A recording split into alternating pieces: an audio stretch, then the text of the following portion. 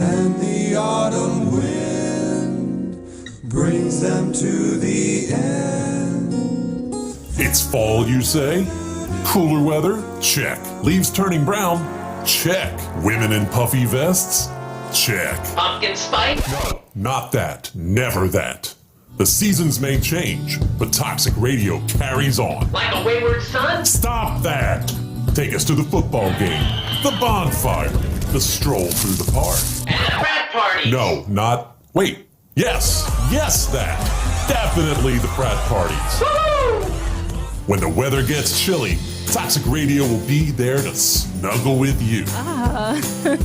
Toxic Radio. Get infected. With pumpkin spice. Asshole. Hey, buddy. Rah. Hey, man, that's a sweet heavy metal happy hour t-shirt. Where'd you pick that up? Thanks, dude. I got it at the Toxic Radio shop. Toxic Radio has a shop? Yeah, dude. It's in the app or online at toxicradio.net. That is sweet. Yeah, and I also got a rockin' Toxic Radio hoodie and a Red Band Underground shirt. Dude, I'm gonna look so rockin' at the party tomorrow. Well, I think you look pretty now. Oh, Wait, what? The Toxic Radio shop is a place to get all your Toxic Radio gear. Shirts, hoodies, stickers. Find it at toxicradio.net or on the app. Don't buy it safe. Buy it toxic. Hey, where you going, man? Guess what? Toxic Radio is going on a road trip. Westbound and down, 18-wheeler rolling. November 7th, we're crossing the river into Philly, and there's gonna be a party. Why a party on a Sunday in November, you may ask? What, are you new here? It's a football tailgate at Lincoln Financial Field for the Birds and Bolts matchup. Come out to see the Toxic Radio crew for fun, prizes, freebies, and shenanigans. Toxic Mike, Super Dave, John Evans, Mr. Entertainment, the guys from Wire to Wire, Steve Godfrey, and Gene Walzak from the brand new Birds Deep podcast. Jimmy Page, Nicki Minaj, Martin Sheen, Kim Kardashian, Grover. Whoa. What the hell was that? Oh, I don't know. Sorry. That's it. No more coffee for you. Fair enough. So just the people from Toxic Radio, right? Right. Got it. Okay. Proceed. And we might even get a special live performance from Supreme de Resurrecta. So join us at noon, Sunday, November 7th in Lot N, right across from Jetro. Don't do your tailgate safe. Do it toxic.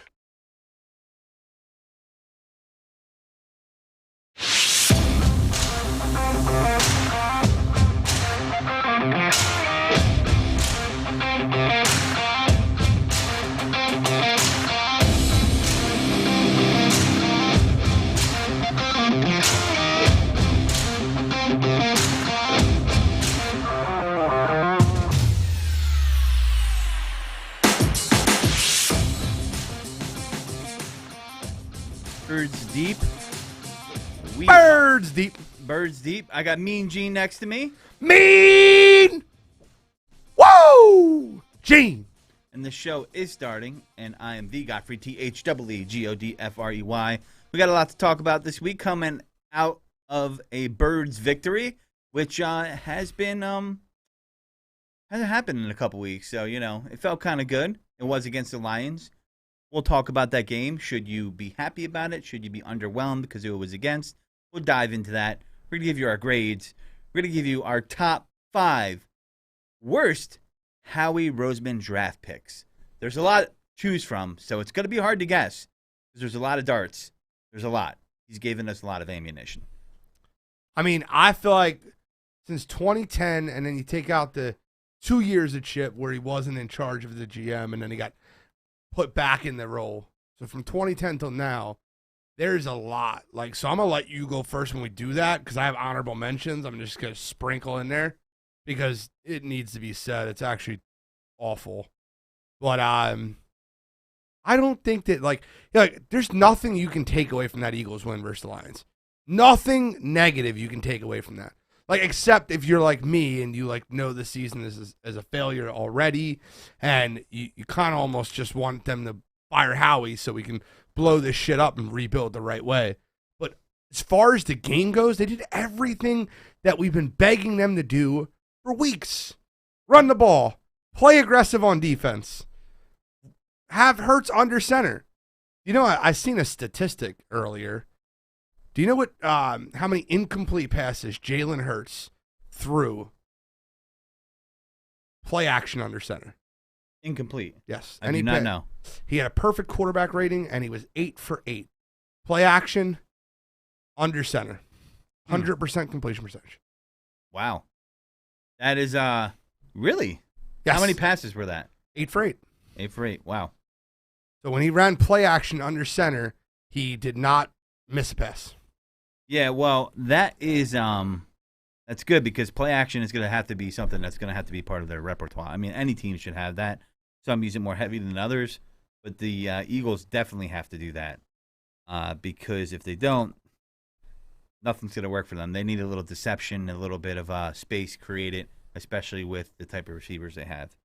They have speed receivers, and when you have speed receivers, you need to create space. That's what Devontae Smith is, Jalen Reagor, Quez Watkins, and maybe we might see a John Hightower sighting this week. Really? Is he off the practice squad, or yeah, was he on the IR? Because J-Jaw's hurt. Oh, the blocker, the designated blocker. Designated blocker. That is. He is the best blocking wide receiver in the NFL. Nick Sirianni and Howie Roseman will tell you all about it. Yeah, I guess they're trying to copy off of Belichick signing Kendrick Bourne, but he catches passes at least every now and then. Well, I mean, it's putting lipstick on a pig. Yeah, it is. They're trying to shine a turd. It is. You know, there is a couple negatives I could bring from the game. Maybe not a negative, but they put in Minshew, right? Which isn't a negative. I would have liked to see them keep the pace of play up through the whole game because I want to see what some of these other kids have. I was disappointed by the performance of Kenneth Gainwell in garbage time. I was disappointed by the play selection with Minshew under center. Not that I think he's the future, but I just wanted to see what he could do with the passing game in the sense of, is the offense being held back by Jalen Hurts? And I don't know if it is, but you can't do that, though. Yeah, but when they had him out there to throw some passes. You can't, though. You're beating a team by like 35 points in the fourth quarter. I mean, the Colts were wire to wire, had all their starters in on Thursday. Oh, I understand. Teams, like that wire to wire? No pun intended. Thursday nights. Wednesday nights. Teams do things differently. And obviously the Colts love the Eagles. Frank Wright still got his connection to the Eagles because they had Carson in for 100% of snaps last night. Actually, I think it was 99.9. I was surprised by that. Up until but you know what? That game was almost came back to be a game. 45-30 final. Yeah. Josh Johnson didn't look horrible. People were nailing the under. Like, under 45 is a lock. I got to tell you, if I'm a GM looking for a backup quarterback, because that's what he is, but I want a good backup, Josh Johnson would be on my radar. Just saying. I've always felt that way about him. What Josh Johnson was yesterday it was his audition. Yeah. And he got the chance to show out on his audition. He played pretty good in the XFL. Not to go on an XFL rant, but he did. I think the thing that I took most out of last night's game was that Zach Wilson's really bad. Because back-to-back weeks, the Jets have put up 30 points with their backup quarterback and their third-string quarterback. You could be right. I mean, that's the thing. We'll get into drafting later on. Game for me kind of started off a little slow at first, not horribly slow. How do you? I mean, the Eagles. That first drive, it looked like their Lions were going to start moving the ball, and then they kind of clamped down, right? And they got to stop. They got to stop. Eagles went 3 and out. They got another stop. Yep.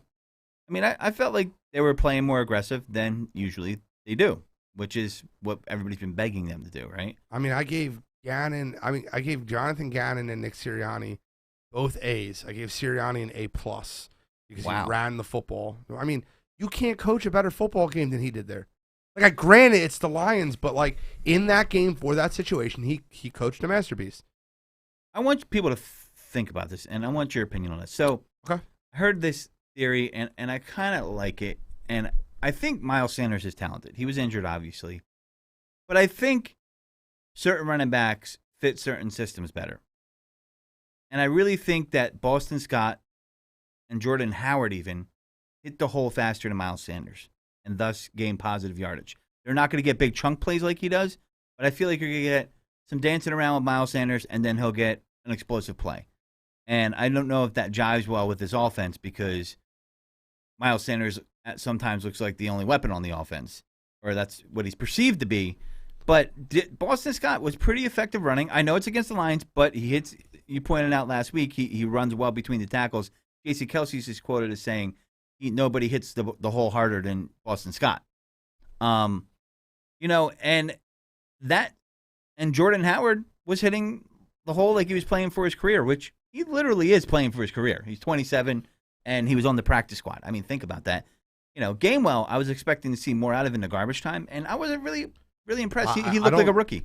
I don't know. That's not fair. I think that the entire Eagles offense in that fourth quarter when the game was wrapped up was not playing at 100%. They weren't. So, I understand your point. I was disappointed that Gainwell didn't receive more carries in the crux of the game. Obviously, Howard and Boston Scott did a great job there. But I want to see more of what I perceive as a future starting running back for the team. So, yeah, I mean, I would like to see more. I'm on the fence about him. I like his talent. I just wonder about a few things, and he definitely could get better. Sometimes at garbage time, I look at as opportunity time when you're a growing team just to kind of see what you have. And some people don't. Every team's different, as you pointed out. I was hoping that they would not be the latter and be one team that does. But, whatever. No big deal. The other negative, we'll get back to the defense. I want to point it out. Why do announcers suck so bad that aren't the hometown announcers? Like, they just seem like they don't. I'll give you an example. A quote from one of the announcers. When he gets time in the pocket, he's one of the best. That was the announcer. Talking about Jalen Hurts? Yes. And I was like, does this guy even watch football? Does he watch it? Like, listen, could he get better? We're not debating that right now. I'm gonna just saying at that time right now, would that be something that would make you say, huh? Okay. So 34 quarterbacks qualified for this last year. This is another odd gene stat. You ready for another odd gene stat? Bring it on. Last year, 34 quarterbacks qualified out of a clean pocket. Out of 34 quarterbacks, Jalen Hurts did qualify. What do you think his quarterback rating was out of 34 quarterbacks? What do you think last year? Yes. In a clean pocket. It's gonna probably. I'm guessing it's gonna be abnormally high. I don't know, like 110. He was 34th out of 34. Oh, really? Wow. He was the worst. I thought you were going the other way with that. All right. He was the worst quarterback out of a clean pocket in the NFL last year. And thank you, Brian. I didn't know who it was. It was Jonathan Vilma, and he is bad for that. Yes. That's a defensive player talking about offense. Stick to the defense, John. Stick to the defense. Anyway, 34 out of 34, and that was last year. That's crazy. With a clean pocket. That's bad, man. That's really bad. I mean, Peterman said it's a Gene hates Jalen stat. It's a real stat. I'm not like trying to be an asshole.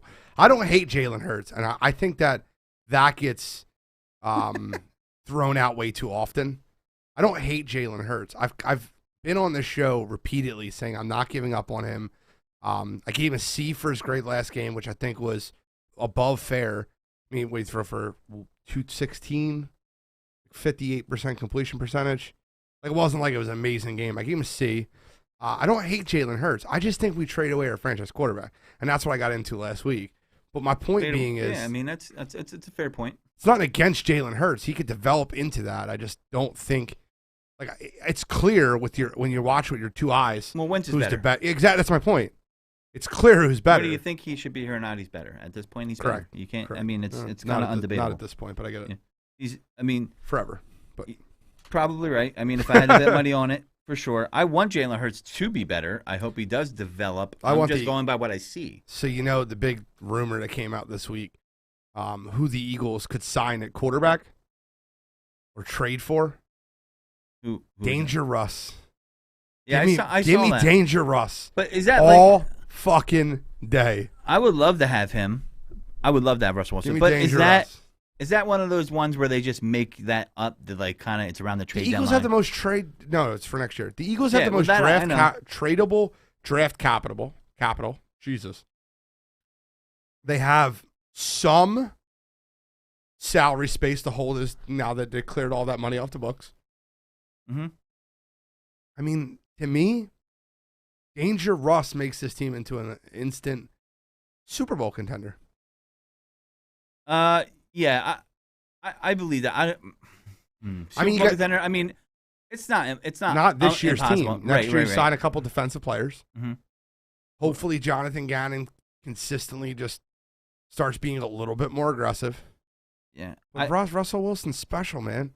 We'll get into draft picks later, as we say. As we're going through things, and I feel more comfortable with Howie making trades for the most part than making draft picks. Howie actually does make good trades. Yeah, the history is there, and the draft, the porridge fucking oatmeal that he does. We'll get into that later. Anyway, yeah, I mean, I think that's a fair. A is good grade. I mean, yeah, they dominated. I gave him A+.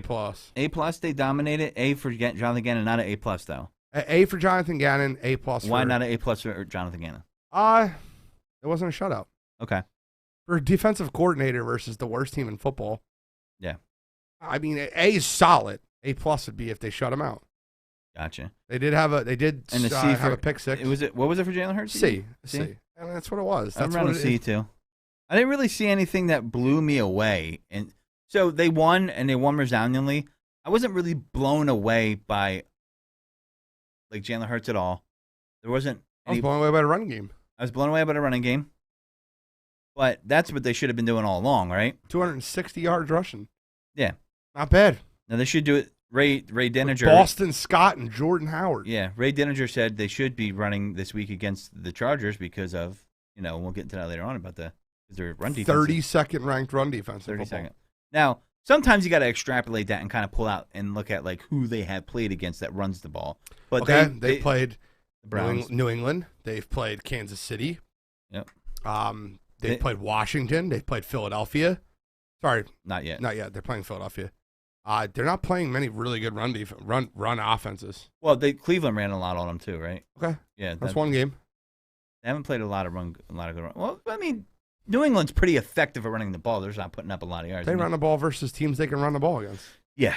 They take advantage. Damian Harris lighting the world on fire at running back? Not really. Okay. But he's serviceable. I mean, I think the Eagles could take advantage of it. I mean, Lane Johnson's back, right? So he's been back. Yeah, last week. It was his first game back, right? 2 weeks ago. Oh, it was 2 weeks ago. Okay. Then there goes my whole point. They win every time Lane plays. But their record's really good when he plays, and the run game obviously improves because I still think that's their best player is Lane Johnson. It's not sexy because he's the offensive lineman, but I still think he is. When you have Lane, Kelsey, and Mailata in the positions they're supposed to be in. Yeah. Very true. And I feel like Mailata is a natural run blocker. Want to hear another fun stat? Yes. Hit me with it. Landon Dickerson was the 4th ranked guard in run block win rate. Last week or all season? Last week. Really? Where'd you get that stat from? That's on PFF. Okay, Pro Football Focus. Do you ever look at their stats sometimes or their ratings? Some of them are dumb, but run block win rate is not really something that you could really argue. No, yeah, I agree. But do you ever look at their rankings sometimes and you're like... some of the rankings are stupid. How's that guy ranked 5th out of 3 safeties or something like that? Yeah, some of the rankings are stupid. Yeah. Run block win rate just determines if you're running block, if you won your block, and what the win rate is. Yeah. Landon Dickerson dominated that. I've been high on Landon Dickerson since they drafted him. I think the kid's Jason Kelsey's clear replacement when he retires. He could be a 10, 12-year starting center in the NFL. Kid was a captain in Alabama, and he just dealt with a lot of injuries. But the kid is unreal. He's really good, and he's a leader, and he was born to be an offensive lineman. It's a good Howie draft pick right there, apparently. It could be. It could be. He overdrafted him a little bit, but it could be. Yeah. He had a 3rd, 4th round grade because of his injury. But he got back early, and they didn't want to risk losing him, and I get that. Yeah. Yeah. They played well on a lot of parts of the ball. I mean, you can't really complain about the game. I can't complain about the announcers, though. Jonathan Vilma is horrible. It was that throw where he... Anyway, I'll get off that. But, yeah, my grades were pretty similar. I mean, I didn't go A+ or plus. I gave A across the board. I gave Jalen Hurts like a C+. I mean, they weren't much different. I didn't go pluses, but I gave Jalen Hurts a plus. Got it. Yeah, C+ for Jalen Hurts. Well, I wanted to give him a B, but I felt like it wasn't quite a B. That's why I had to go C+. And I felt like it wasn't as low as a C. So Okay. he did some things well. I feel like his ceiling is an efficient, high-level game manager. And I think that Jalen Hurts' future in the NFL, he could be a very good backup, or he could be a Teddy Bridgewater type. He threw the ball 9 times he completed 9 out of 14 passes for 103 yards. Why do you got to bring old stuff up? No, I'm just joking. Yeah, 9 for 14 for 103 yards. Yeah, well, what I mean by game manager is it's where he doesn't have to drive the offense, and that's where how they can win with a guy like that. For now, because I get it, but you throw the ball for 104 yards, you're not getting anything below. How much did he run for? Did he have a lot of rushing? 7 carries for 77 yards. Yep. I mean, he had a total of 181 yards for the game.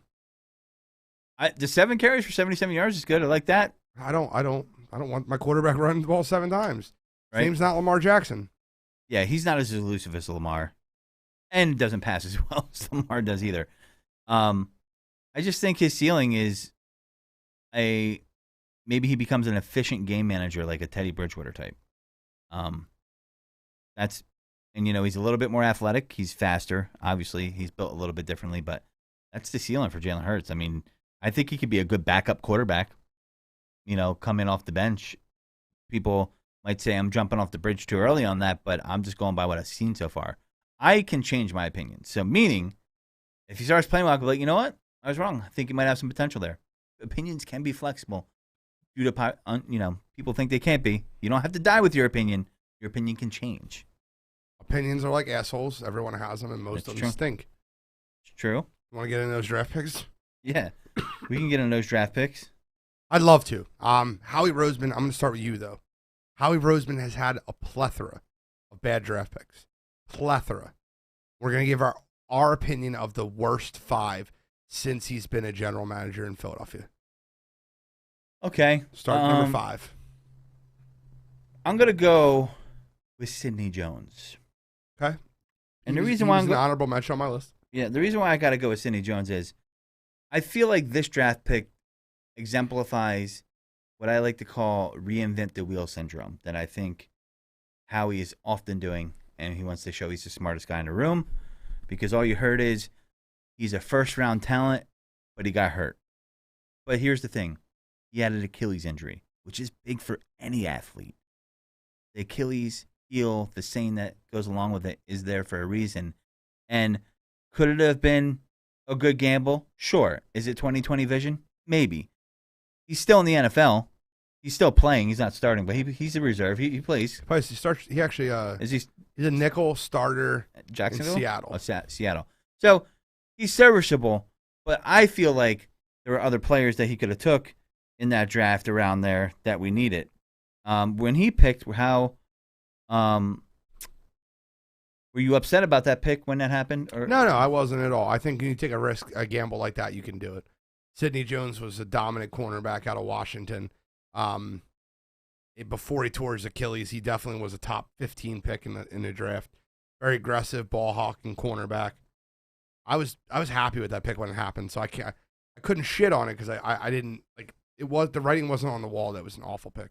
So this is part of how I judge it, and I know this is kind of unfair, but I think if it comes down to the scouts and the GM, I don't think it's really unfair. And I look at this is how I was judging mine. Me and Gene had different philosophies and how we were taking these picks and saying which is bad.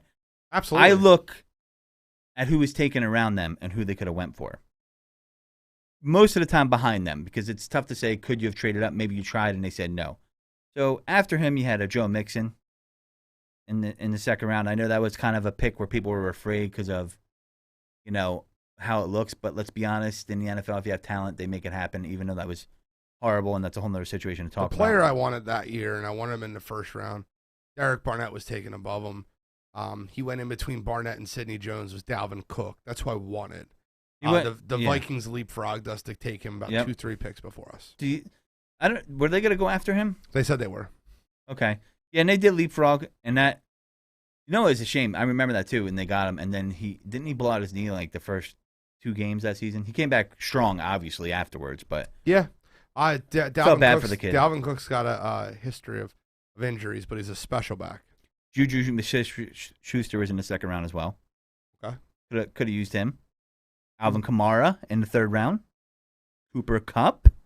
So I'm not going to go much farther than that, but I'm just saying there are other players to be had.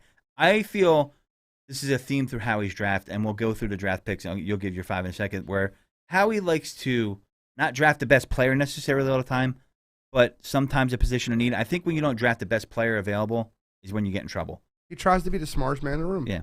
I'm a big believer on taking the best player available. I don't care if that position's already filled, unless it's so close. I have one for there. Don't give away too many Kool-Aid. All right. So what's your number 5? I want to hear your 5, and I'll give my 5. My 5 was Sidney Jones. No, keep going. I want to hear your 5. Oh, you want my all 5 in a row? Yes. You're killing me here. No. All right. So 5 in a row. You got Sidney. I don't know. This draft pick was always debated, and we talked about this before, whether it was his pick or Chip's pick. But he was there. Do we take that out? Is it fair to assign Marcus Smith to him? Of course it is. Are you kidding me? So Marcus Smith. Yes, Marcus Smith needs to be on everyone's list. When he is. You know how many games he started in the NFL? His entire career. A handful. I could look it up. 0. He never started a game? Never started a game. I know he went to the Seahawks for a little bit. Yeah, he was a rotational end. Yeah, Marcus Smith, that's a first-round pick. And here's my thing about first-round picks. Are you always going to get a star? No. But you should at least gotta get a starter. A starter, yes. And if you get a starter... Marcus Smith is a joke, bro. And you hit on late-round picks, it looks great. I mean, the Seahawks they hit on a lot of late-round picks. If I let my manager make a decision at my wireless store, right? Mm-hmm. My wireless store. I let my manager make a decision, and that decision's completely wrong and does something really stupid. You think that's on my manager or on me? It's ultimately my store. It's on me, right? Yeah. Okay. Howie's the general manager. I don't care who made the decision, who he wants to scapegoat. That's not close. Fair enough. Yeah. So, and this, just to give you guys a highlight, because I'm going off a list online. I looked at several of them. This is the case of the Eagles outsmarting themselves, like they said. Clinton Dix and Brandon Cooks. They won it. They were taken. So the Eagles traded back, and they took him at 26, fearing he would be taken. Not what happened. It says the Eagles traded back. Yes, they traded back from 21 to 26 that year. Was taken at 20. Right, before him. That's what I'm saying. Before, correct, yes. But before they can have him. But then they traded back again to 26, and another one of their picks was taken in between 21 and 26. So they could have got Brandon Cooks. That was correct. So that, yeah. So they try to get outsmart themselves and get more draft capital, and they took somebody. They panicked and took somebody at a 3rd-round grade on. I know it's a popular move, but do you feel like the Eagles do that too much sometimes? Of course they do. Give me your number 3. Oh yeah. My number 1, I kind of already told you, but I don't want to hear. I want your number 3. Jaquan Jarrett. That's a great one. You know how many games he started as a Philadelphia Eagle? 2. That's correct. You know how many? You know when as he a got rookie? cut? Do I? Second season. Second season didn't make the team. Yeah. Are you kidding me? Yeah, that's 2nd-round draft pick. Didn't make the team year 2. Yeah. It's a terrible pick. So if you hit on these early rounds, 1st and 2nd rounds, you get a starter, and then you hit on like late round picks. Even if the late round pick ends up being the star, at least the starter is solid depth, right? But you can't even get that out of this pick. He can't even make the team. Correct. So how do you? I don't agree with your previous statement, but yes, correct. What? That like if you bomb a 1st or 2nd-round pick, I'm not saying that it excuses can be made up. Correct, and that's an argument that Howie supporters make. Right. Like, well, I'm definitely not a Howie Andre supporter. Dillard was a 1st-round pick, but Jordan Mailata made up for that. No, he didn't. No, he didn't. I agree. Well, what I'm saying is you got to get something out of this player, right, where they could contribute to the team. I feel like there's a lot of players that he picks where they don't contribute to the team at all. At all. Number 2. Number 2, Josh Huff. He's not on my list. I think that you're missing some really, really, really big ones. But okay. Who's number 1? Darnell Pumphrey is big for me. I've always hated that. Darnell, whatever his name is. He doesn't even deserve to be pronounced correct. I mean, listen, they traded up for him. They traded up for him and picked him over Alvin Kamara and Aaron Jones. I'm trying to remember what draft. Not Alvin Kamara, Aaron Jones. 15, 16? It's got to be 15. I got him on my list up here. I think it was 2017. So that was the same year as Sidney Jones. No. Yeah. Well, look, I got the list right here. He was 4th round, right? 2017? Yeah. He was on the team for 3 years, and he played in the XFL. Yeah. He couldn't even get on. Yeah, pump. I'm He was looking. IR twice. The pump. The pump is in here. Yeah, I'm looking at it right now. Number 132, 2017. Okay. And what drives me nuts about this pick is running backs. You can get value in the later rounds, right? Historically, we've seen that. Is that incorrect? No, you're absolutely correct. So I'm going to go. Now, we talked about it. Sorry. Alvin Kamara was in the third round. So if you wanted a running back and you missed out, I don't think Alvin Kamara, I think it was a good third round pick, but I don't think it was out of this world to say Alvin Kamara is better. All I heard about is Darnell Pumphrey had the most scrimmage yards or some crap like that. Whatever. That's college. That doesn't. I'm sorry. I'm not impressed by that. Extreme fail. After that, though, Marlon Mack. Wayne Gallman, okay. Not great, but he had a decent year last year. Would have been better than Pumphrey. Aaron Jones. I liked Aaron Jones. From a fantasy perspective, I was on him. I didn't think he would be this good. I liked him. All picks that you could have had. So my question is, where's his scouting at, right? Like Darnell Pumphrey? Like that was probably, I was so. Yeah, by the way, Godfrey, I love you. Mm-hmm. Your list is an abomination. You don't like my list? I'm going to tell you why. Why? Let me give you mine. Okay. Okay, so my number 5. Well, that's good. That means it's going to be different. Correct. The viewers win there. So my number 1, you didn't even have on your list. But I'll get there. Okay. I'll feed you, baby bird. Right. My number 5 is the exact mirror pick. It's a mirror pick, okay? Okay. Nelson Aguilar / Jalen Reagor. Same pick. First round wide receiver, underperforming. Losing their job. I was gonna mention Aguilar, but it's literally a mirror. But he had a couple good seasons. I'm gonna go Aguilar / Jalen Reagor. So is that a combined number Correct. 5? It's like first round wide receiver. Both stink. Both gonna lose their job. Well, 2 years. He had his first 2 seasons were crap. Then he had a good 2017. Good 2017. Then had some good catches in the Super Bowl. Then 2018 he dropped everything on the planet. Then 2019 he pretended he was hurt. 2020 he was a Raider. He had a decent year with the Raiders. I mean, for what he is, he got paid. And I think he got league minimum that year, didn't he? He got paid this year. He got paid this year. And he's doing okay on the Patriots. No, he's not. He has 15 catches the whole year. Nah, he's doing all right. But it's just, not all right? 15 catches? I mean, for him. Okay. It's a bad draft pick. My number 4, I completely agree with you. I have him. You have him number 3. I have number 4. Is Jaquan Jarrett. Jaquan Jarrett was on the team for 1 year. 1 year. And got cut before his second year. That's an absolute joke. My number 3 is Fireman Danny. How Danny Watkins isn't on your list? I never started a game. I was going to put him on there, but I see when I heard that story about him, I heard this was Andy Reid's You pick. drafted a 26-year-old firefighter that didn't love football, that was on your team for 2-3 years, and never started a game. First round, too. Yeah. That's unreal. That's my number 3. My number 2 is Marcus Smith. Marcus Smith is a joke of a draft pick. That was a wasted first-round draft pick and never started a game in the NFL. And my number 1, how is this guy not on your list? Just because the next pick was DK Metcalf. J.J. Arcega-Whiteside has to be on every list as one of the worst picks ever. Ever. Oh. He is a joke. He's so bad that they are making titles. Like, he's a really good special teams player. He's great at blocking. Hold on. What's his position, Godfrey? Wide receiver. Wide receiver. I thought it's not blocker. He's not an offensive lineman. He's not even a tight end. Convert him to a tight end if you want to tell me how good of a blocker he is. He's a blocking wide receiver that plays special teams, and you drafted him over Donkey Kong, DK Metcalf. No. Like, that guy's a monster. He is a monster. So I agree with you. I went a little contrarian with my picks. Bro, I get it, but J.J. Arcega-Whiteside has to be on everyone's list. And I agree with you. He's he's not a bad number 1. Pumphrey for me just hit me harder because we were just starving. But Arcega-Whiteside was horrible. And it's so funny. The list I have, they have that catch where Carson threw it to him at the end of the game against the Lions. He dropped it.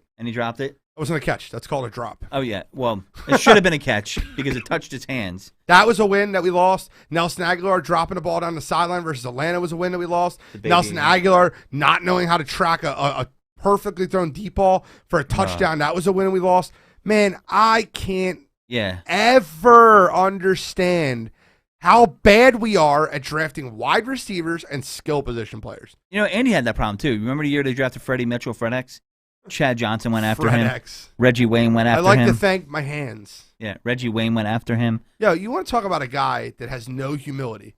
His team wins a game and is going to the NFC Championship game. He catches 2 touchdown passes. The only contribution... One where there was a deflection. Correct. One was off someone's hand. The only contribution this man's ever given to Philadelphia sports. And instead of saying, yeah, man, like, we put a lot of work in... 26 was pretty awesome. You're right.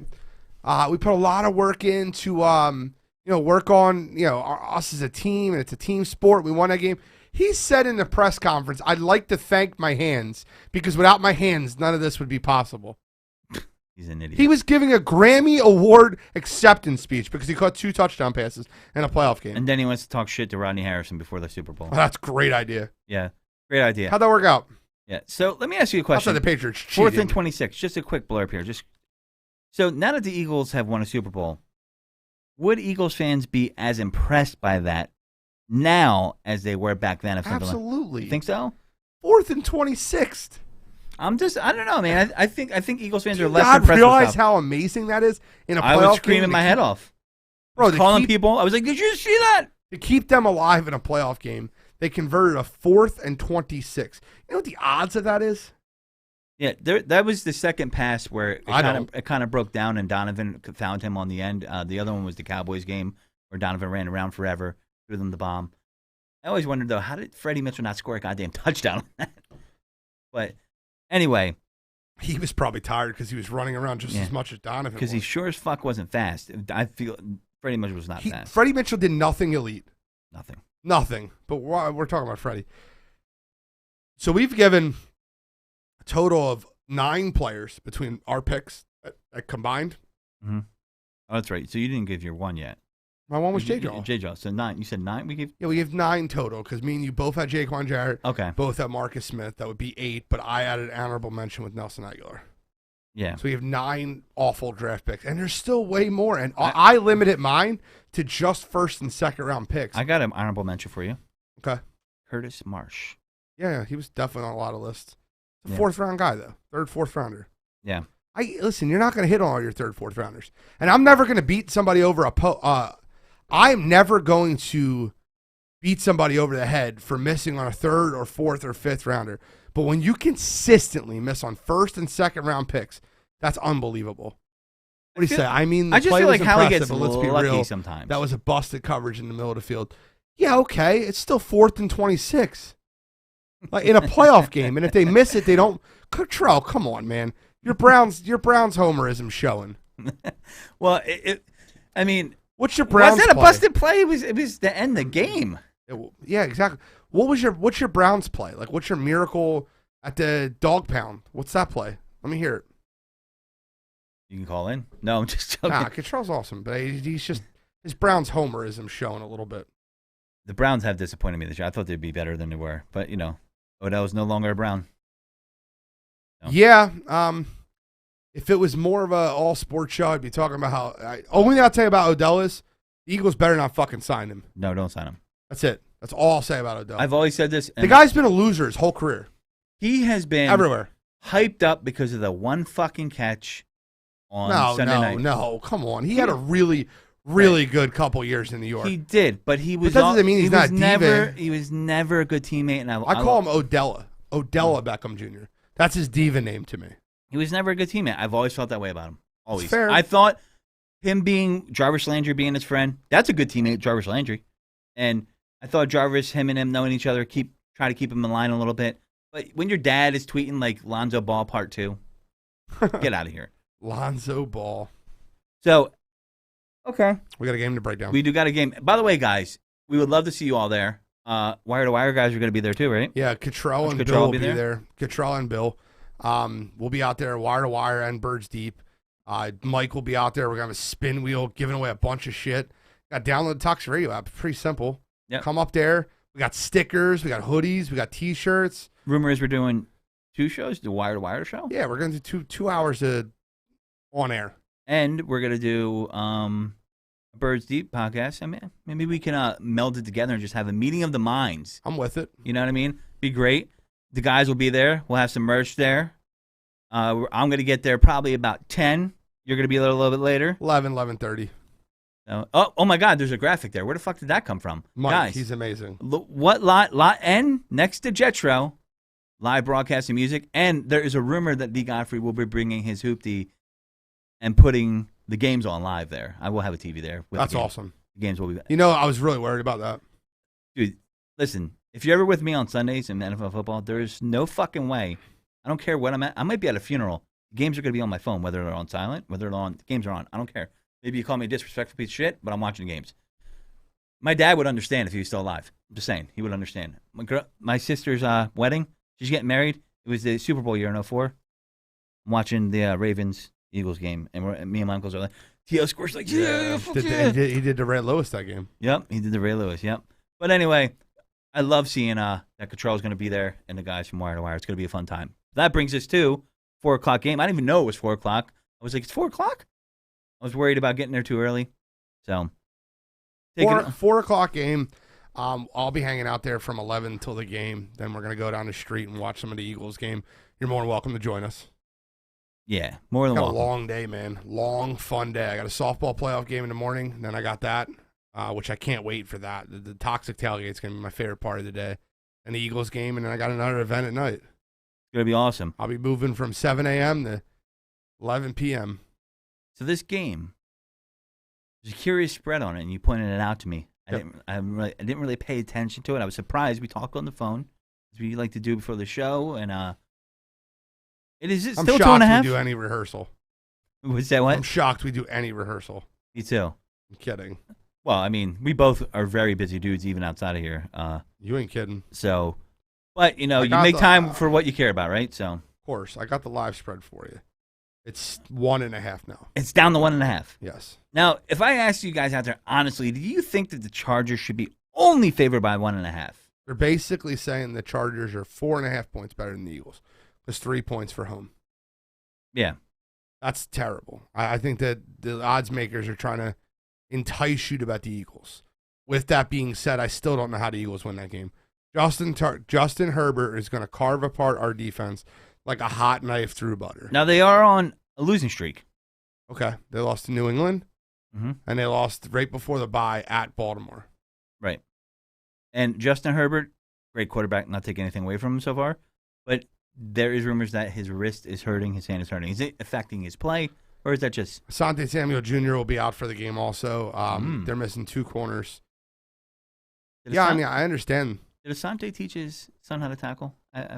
Probably not. Okay. Why would you teach someone how to tackle? It's like me teaching someone how to eat healthy. Can he teach him how to tackle? Because I don't know. Asante was a real tackler. Like I said, is he a ball hawk? I don't teach people how to eat healthy. So Yeah. I don't think Asante Samuel's teaching people how to tackle. No, he shouldn't be. He can Like showing up for a personal training. You see me there? I don't know if I want this class. Yeah, well, listen, not everybody can. I need a personal trainer, that's for sure. Everybody can look as good as D. Godfrey. I wasn't going to say that. THEE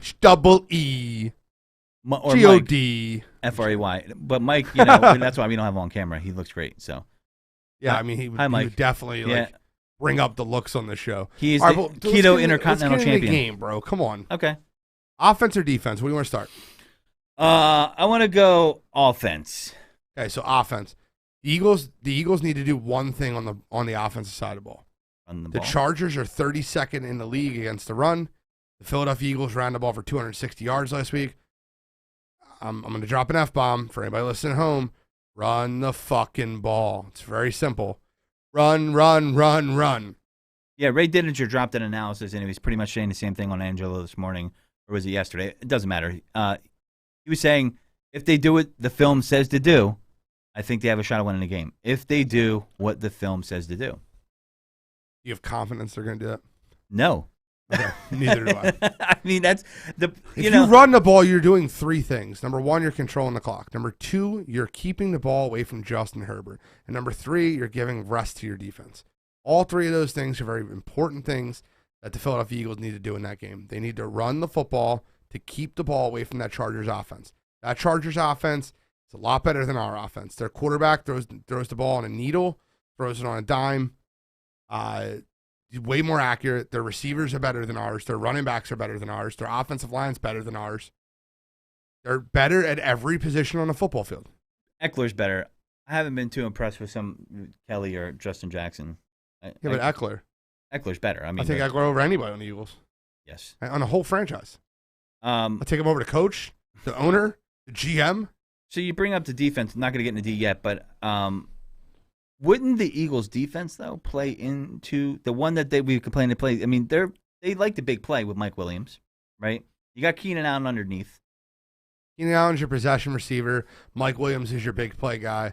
The Eagles need to limit the big play, obviously, but they also need to play aggressive enough so they don't check the ball down to Austin Eckler and Keenan Allen all the way down the field. The games where they take away the deep ball, the Chargers can throw the short ball to Eckler and Keenan Allen. The games when they take away the short ball, Mike Williams will beat you on the deep ball. So Eagles got to run the ball to score, obviously. Short intermediate passes, I think, because I just don't think that Jalen Hurts is going to get into a rhythm throwing the ball deep. Let's be real here. So you're going to have to move the ball and eat up the clock. That you keep that offense off the field. That will be your best defense, is to keep the offense off the field. And that's going to be what helps you not get blown out. Because going to the Eagles' defense, what should be their approach? Well, the Eagles' defense has to play aggressive. They have to blitz Justin Herbert. They have to get him off his spot early. They have to hit him. I mean, it's very simple. Right. The Chargers aren't going to run the ball very well against anybody. They're not a run-first team. Austin Eckler, as good of a running back he is, he's more of a receiving back. He's going to catch the ball out of the backfield. He's very elusive in the pass game. Think of he's not horrible between the tackles. I mean, he's not great between the tackles. Right. He's not moving piles, but no, he's never had a season where he's ran for 1,000 yards. I mean, the Eagles have great linebackers, so they'll be able to take care of that. Well, with that being said, they actually made a good move by waiving Eric Wilson, and Davion Towers had a couple good games. So, and that was Eric Wilson was Gannon's boy, correct? Eric Wilson was the number one PFF rated linebacker last year. That's what makes me double take on PFF. I understand. That's why I said it. I see shit like that. I'm like, huh? It's like when you see a bad Madden rating, but worse. You know what I mean? I'm like, no, I follow. So, all right, but that was Gannon's boy, right? I mean, that's what I read. And Wilson came from Minnesota. I don't know. But didn't Gannon? He was in Minnesota at one point, I believe. Was he? I believe he was. I could be wrong. I thought Gannon was at the Chargers, and then he was at the Colts. I'm almost sure of that. He's probably the border boy or something there. He might have been. All right, so Wilson gone. Good. Edwards better. That's who took his spot, correct? Was it Edwards that jumped into his spot? Davion Taylor jumped into his spot. Davion Taylor. But Edwards played more than Singleton TJ Edwards and Davion Taylor were both rated in the top 30 of PFF linebackers. And that combo is better than the Singleton-Wilson combo, correct? 100%. Right. Singleton doesn't know how to play in this style of defense. Singleton excelled well in the Jim Schwartz style defense because it was see ball, get ball, attack. And he's very good at that. He can attack the football. It's like Alex Singleton gets exposed when it comes. He has to make decisions. Yeah, I agree, and that's why he came from the CFL. No knock on him as a player. His story's great. No knock. His story's great, but I mean that's why his path went that way, right? Because it's as a linebacker, you have to be a lot more versatile than see ball, get ball. I mean, and I think Edwards played well. I like that move. I think that's a positive for the linebackers. Obviously the Eagles don't really invest in linebackers since 1979. I think that's the last time they took a linebacker in the first round, if I'm not mistaken. It's been that long. It's literally been that long. It's been decades. Whatever happened to Ike Reese? Oh, whatever happened to Ike Reese? I'm just kidding. Yeah, they love that drop. I love whatever happened to Ike Reese? Yeah. Listen, Ike Reese, Jeremiah Trotter, those linebackers in the early 2000s. I'm nothing against any of those guys. They were great. But you know what's funny? Alex Singleton, if you had to compare him to somebody, he's a very, very, very, very, very, very poor man. He's like a homeless man's Jeremiah Trotter. Yeah, just he's smaller, but you're absolutely right. I agree. Attack the football. I mean, and Jeremiah Trotter was lost in coverage, bro. And Jeremiah Trotter, not a coverage linebacker. Let me tell you something. Jim Johnson made the most out of Jeremiah Trotter. 100%. Because when he left, terrible. He was back here because he was a system linebacker to an extent. He knew how to work in Jim Johnson's system. Jim Johnson knew how to work him, put him in position. And that's why I ended up back here. Truth. I know it sucks, but he did get his money from the Redskins. I'm sorry, the Washington football team, whatever. The team that sucks in Maryland. Talk about that team, bro. The NFL, man. I'll get into that because that's my counterfeit green, but I'll get into that shortly. Okay. So the Eagles' defense, they're going to have to blitz. They're going to have to, as you said earlier, they're going to have to get him off his spot.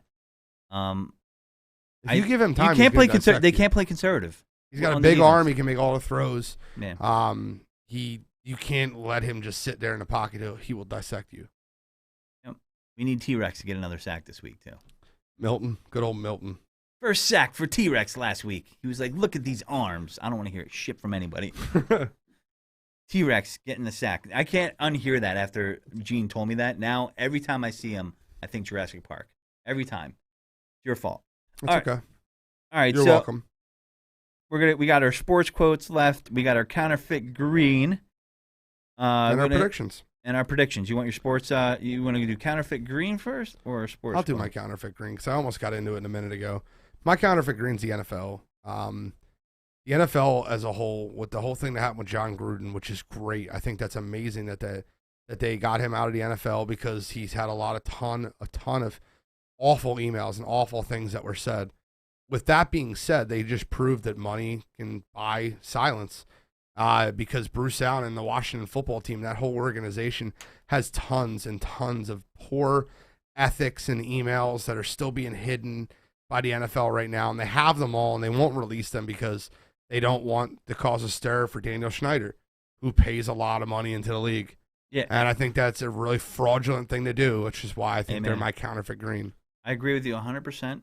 I back you on that because people were saying that about Washington, and I said, dude, their owners don't get in trouble. Didn't you see what happened with Robert Kraft and Jim Irsay? You know, Jim Irsay had the drug problem, and Dan Snyder. Robert Kraft was getting wishy-washes. Yeah. And listen, if he wants to get jerked off, I'm not going to hurt. Fuck out, he wasn't getting jerked off. He's going to a random strip mall to get a massage. Isn't that crazy, in though? Florida. You're going to tell me he's not getting jerked off? No, I'm saying. Get the fuck out of here. Oh, only jerked off, you mean? No, he's getting whacked off. Yeah. He's getting a whole kit and caboodle. It's called prostitution. Yeah. They got broken down because they were prostitution. He could have got himself a nice sugar Bro, baby. You're a friggin' owner of the New England Patriots, a billion-dollar franchise. I would never, ever, ever in my life get pussy outside of my office. Yeah, why? Like, why am I going to a strip mall in Florida to get a wishy-washy? She must have been fucking great. Then fly her to New England. It makes no sense to me. Which brings me to my counterfeit green. It doesn't make any sense. And I'm also going outside the Eagles for my counterfeit green here. In general, Henry Ruggs, bad situation. Horrendous what happened to the girl, the dog.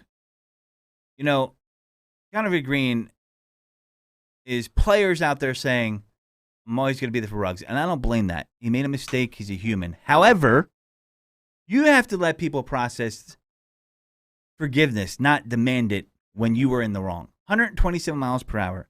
And I don't understand how these players, they have the resource. They're young, I know it. People are going to make mistakes. But come on, man. You live in Vegas. I used to live in Vegas when I was a kid.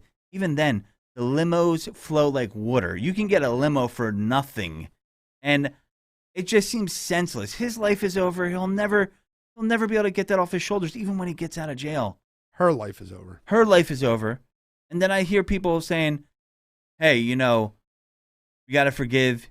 People make mistakes. Dude, let people process before you start saying that. I just think that's so fraudulent and counterfeit. To demand forgiveness for someone who was the person that made the other person die unnecessarily. Young girl, as long as she you're burned not, alive. As long as you're not talking about Derek Carr, I agree with you. No, I'm not talking about Derek Carr. Carr's statement was perfect, in my opinion. I'm not talking about Derek Carr. Okay. I'm talking about people that I see out there on the interwebs, and people say. I love that you call it interwebs. Yeah, it's so funny because it reminds me of the Google movie when he kept saying it's on the line, on the line. Yeah, you mean online? It's on the line. Yeah, it's the interwebs or the interwebs. Yeah, I don't have a problem with what Derek Carr said because he wasn't demanding people forgive them and say, "Oh, you're judging him too quickly." There's some judgment right now. I'm sorry. Listen, we reap what we sow. Hey, the world ain't all sunshine and rainbows. Right, it ain't. And unfortunately, when I read that story, it just got worse. Every minute got worse. I heard the dog burned alive. She burned alive. That's a horrific death. Oh, my God. A horrific death. For what? So you can stunt in your vet and impress someone. I don't know if that what it was, but that to me, what's the upside here? You're $1 million athlete. You got the world by the balls. Leave it at the fucking club and take an Uber home. Just do it. And the people that want to defend, not Derek Carr style, because listen, everybody deserves a second chance. Did he want to kill her? No. I feel for him as well because he has to live with that the rest of his life. And that doesn't erase the pain that family's going through. But he has to wear that on his shoulders. And that's not easy either. Being responsible for an innocent human being's death. And he's not a murderer. He's not a psychopath. He's a kid that made a mistake, but he's got to own his mistake. And, people have done that, and they have come back. Vic owned his mistake, paid his debt to society. I'm a huge dog lover, huge dog supporter. I volunteer at dog shelters, but I have forgiven Vic. I've even made jokes and put a Vic jersey on my dog, and she's a pit bull. But I'm just saying, I've forgiven him. It's a little much, but I got you. But listen, I'm just saying, I can forgive. I'm just saying. I get it. I'm a fan of irony, But irony is spelled Thee. GODI for your Y. So, but with that being said, we're going to get into our sports quotes. Why don't we do predictions first? Okay, fine. I like ending on a sports quote. How with me? You want to do a prediction first? Or you want me to go first? I'll let you pick this week. No, let's stay the course. So you're going first? Oh, no, you go first because you made me go draft pick first. Exactly. So, listen, I'm a big proponent of following Vegas. I'm a big proponent of when Vegas wants you to pick somebody, it obviously means the other team's going to win. They're not in the business of losing money. Vegas is begging you to pick the Chargers this week. Begging you. So it sounds like the Eagles are the pick. I'm not picking the Eagles. They're not the better football team. Justin Herbert should dissect this defense, and I don't believe that Jonathon Gannon and the Eagles will run the ball as much as they need to win the game. I have the Los Angeles Superchargers winning this one 34-21. Okay, the Superchargers. Okay. Well, listen, my prediction is I've been picking the Eagles to lose a lot. And if you've heard me before, on other shows before, I've been on the show. It's not usually my mantra, but the team is the team, and you got to pick by what you see. And I don't know if they've shown me enough where they could string together 2 wins in a row off of a win like that. Are they feeling themselves? Are they not? Are they grounded? Is that coaching staff grounding them so they're not going to have a letdown game? I do think the Eagles are going to lose. I don't know by that wide of a margin, but I wouldn't be surprised. I think it's going to be 31-27 Chargers. Okay. I can see that. I think it's just enough to break your heart. Either way, I don't see the Eagles winning the game Sunday. I want you to come out to the Toxic Tailgate and hang out with us, and we can talk Eagles sports. And if you think I'm wrong, tell me to my face. We can talk, and we'll have a fun conversation about it. I love sports. Come up with me your best trivia question. You beat me with a trivia question, an Eagles trivia question, you could spin the wheel and get a free prize. But you got to download the app. But the whole point is, come out and hang out with us. We'll preview the game, obviously, again, there. And maybe my mind will change. I doubt it, though. 34-21 Chargers. Let's get into our sports quote. It's great to be wrong, though, in that situation. I would love to be wrong. Yeah, I'd be like, you know what? I'm wrong. Remember I said and last they won. week, I said I hope the Lions win, but I think the Eagles are going to win. Pissed me off. Mm-hmm. That's exactly what happened. Yep. But the way they won was fun. 41-6 is a beautiful thing. All right, so I'll get into my quote first then, too. Okay. If you are afraid of failure, you don't deserve to be successful. Charles Barkley. And I think that with Jonathon Gannon, a lot of his defensive philosophies and problems where he was afraid to fail. He was playing that, that what he called an umbrella style defense, that roof on the house style defense, protect the house, bend but don't break defense, no aggressiveness. If you're afraid to fail on these blitzes and these schemes, you don't deserve to be successful. So he's made one change in the Detroit game. Let's hope he keeps it up and consistently tries to be aggressive this week. So that's my sports quote. Yeah, I've been spot on in these sports quotes, by the way. I really spot the fuck on.